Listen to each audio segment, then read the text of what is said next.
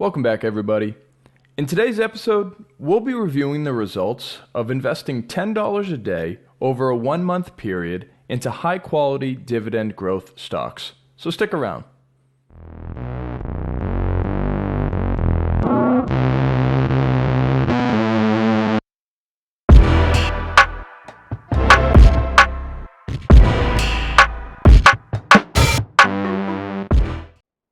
Alright, so here it is, the 1-month portfolio update.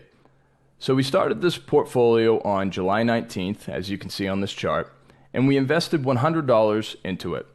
And every day since then, we've been adding $10. So we've added $310 since then.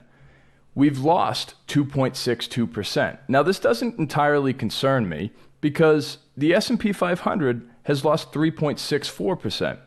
So what this tells me is that our portfolio is doing exactly what it's designed to do. It's designed to stick with the S&P 500. I don't want to go too far below, and if I go too far up, then I have to buy these stocks at a premium. And that's going to be no good. So if you're wondering why I have selected all of these specific holdings, just go back to our prior videos and I'll explain why. I think the last one is about Atmos. But for today, I want to give you guys a little PowerPoint presentation as to where we're at and why we do what we do. So let's go over there. Okay, so I've brought this out before. I call this the accountability calendar. It just keeps you accountable for all the days that you're supposed to be investing. I like to fill it out just as a visual for you guys so you can see that I'm actually doing this. So I filled out from July 19th on for July, and then I filled out all up till August 18th for August. Now this holds me accountable and it tells you that I have been investing this $10 a day, as you can see. Now let's go over the dividends that we're making by month. I'm going to start this chart here, which will tell you exactly how much we're making in dividends, and it'll tell you which months and years that it's for. The goal of this is to be always constantly increasing. I think it'll be a better look if I do it quarterly, but for now, just to start, we'll do it monthly. And this is in dollars, as you can see, the 1, 2, 3, 4, 5 on the left. So we haven't even made $1 in dividends, but that's what it's supposed to look like when you're starting off with such a low amount of money and you don't really have that much more money to put in, so you're not going to get that much of dividends in return. But as it grows and compounds, you will get more dividends. So I want to go into telling everybody why we came about this process and how. Okay, so here is the investment approach that we're using, right?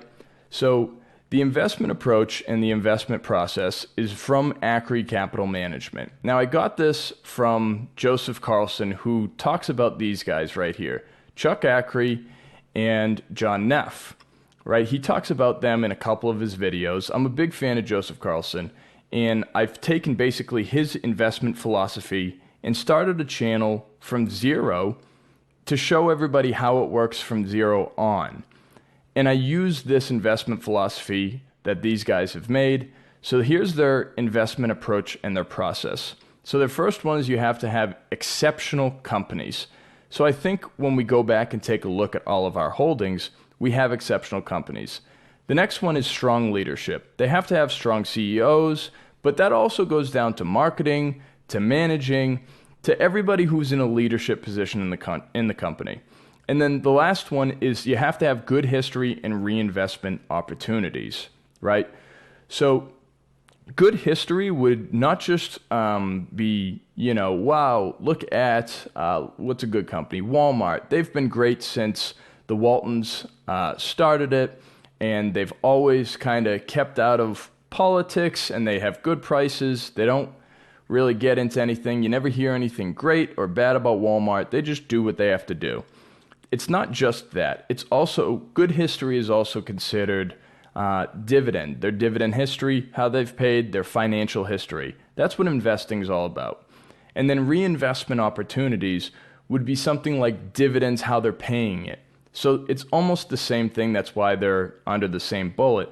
If they increase their dividends, then you're going to be able to roll that back in and compound, right? So let's go back and let's take a look at our portfolio and see how this little checklist compares to our portfolio. And then I want to show you an example of a company that doesn't really hit all of these boxes. So let's go take a look at our portfolio. So here's our portfolio again. And if you take a look, all of these companies, I think they hit all of those boxes, right? They're exceptional companies. You look at all of these companies, I think you'd know all of them. Maybe the only one you don't know is Atmos, right? Because VU and SCHD, they're ETFs. They have a handful of companies in them. But the other holdings, you know all of those companies, right? Other than Atmos, which is a regional gas company. Okay, so these are all exceptional companies. They have great brands and they run their businesses very, very well. Also, their CEOs are great. Their management team is great. They have great marketing. Everything from top to bottom is top of the line. These are great companies. And if they don't have great CEOs or management, they get rid of them fairly quickly. Okay, it's a revolving door. And if you can't do your job, then you're out.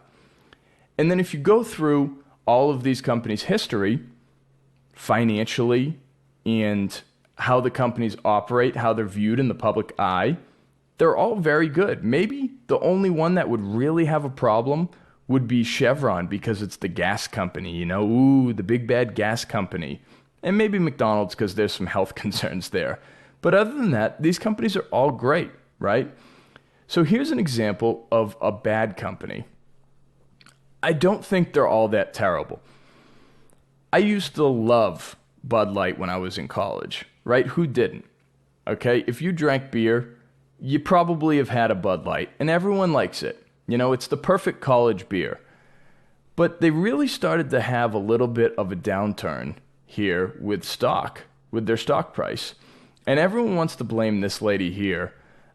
Yes, she did make a huge mistake that cost them billions, but did it really cost them that much? Because you can see this big downturn. They were already, look right here, 2017, they were at 125, and then they really started to crash come 2019, and they had a little bit of uptick. That's just because everybody was at home drinking beer because of COVID.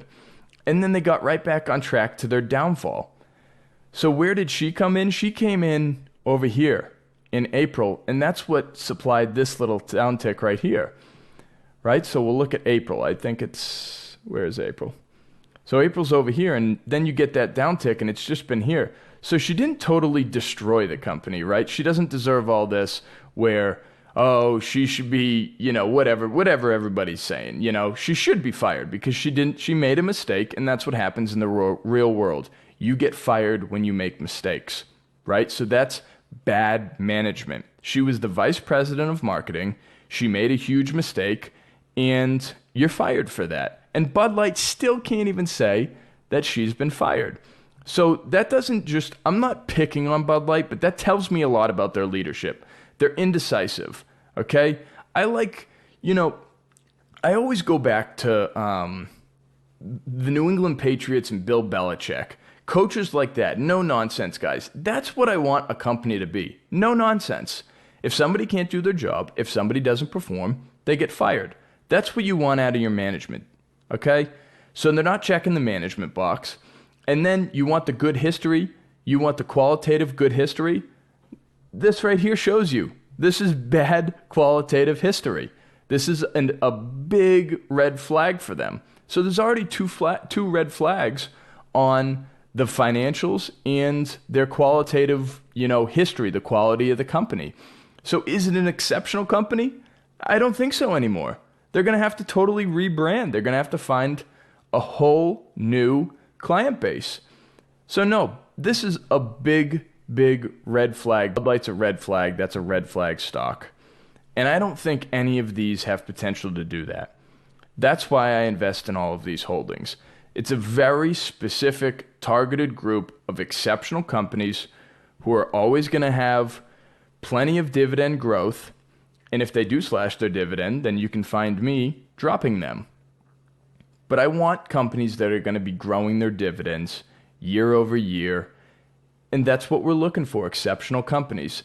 So guys, if you have any companies that you'd like to recommend. I want people to be a little bit more interactive in the comments. I don't really care if I get all these subscribers or, likes or any of that. I want people to interact in the comments. I'm trying to start like a little bit of a community here of people who, this is interesting to them. Maybe you have an idea for a stock. Maybe you want to see something in a video. Any idea you have, comment it. I don't even care if it's negative. I can handle it. I'm a grown man, guys. I can handle your negative comments if you guys want to say something. I can handle it. Trust me. Just interact a little bit and tell me what you think. Thanks for watching, guys.